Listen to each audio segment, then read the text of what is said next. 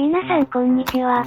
前回のプロジェクト、ブルーブース、カー、では、完成直前までは普通のバギーだったのに、完成品ではキャスターのついた惨めな三輪車になっていたのにお気づきになられましたか？今回はちゃんとしたステアリング機構のついた車を作っていきたいと思います。今回は通販で買ったタミヤのアッカーマンステアリングシステムセットを使います。まずはパッケージの中に入っている部品を組み立てて、ユニバーサルプレートにくっつけます。手でハンドルを回すのと同じ要領で、今回はサーボモーターにステアリング機構を操作させます。サーボモーター SG90 をどう固定するかは永遠のテーマですが、今回はユニバーサルプレートに大きめの穴を開けてすっぽりはめ込むことにします。できました。サーボモーターの取っ手とアッカーマンの取っ手をカチカチの針金でくっつけます。これでサーボの回転運動をタイヤの回転運動に変換することができます。さて、ここから電子工作に入ります。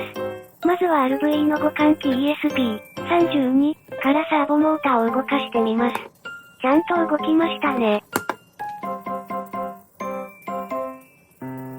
iPhone から ESP32 に Bluetooth で接続してモーターを制御するのは前回と同様の技術です。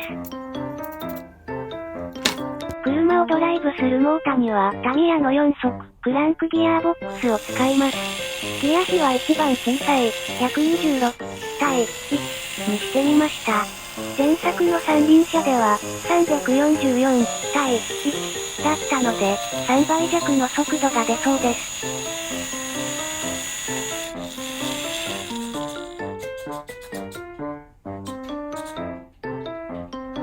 ブレッドボード上で正しく動くことを確認したので、今度はユニバーサル基板に回路を移植します。まずは ESP32 を引っ越しさせます。長い足が出ていますね。半分だけ切るとこんな感じ。この調子で反対側も切っていきます。うわー。どうですか？高校球児の頭みたいになったでしょう。実はハンダ付けの大部分と車体組み立てのところは集中しすぎて動画を撮り忘れていました。なので制作工程の動画はここで終わりです。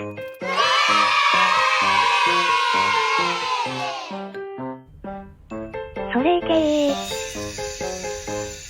前輪がクイッと回転してカーブしているのがお分かりいただけますか？これがアッカーマン機構だ。ドヤ顔。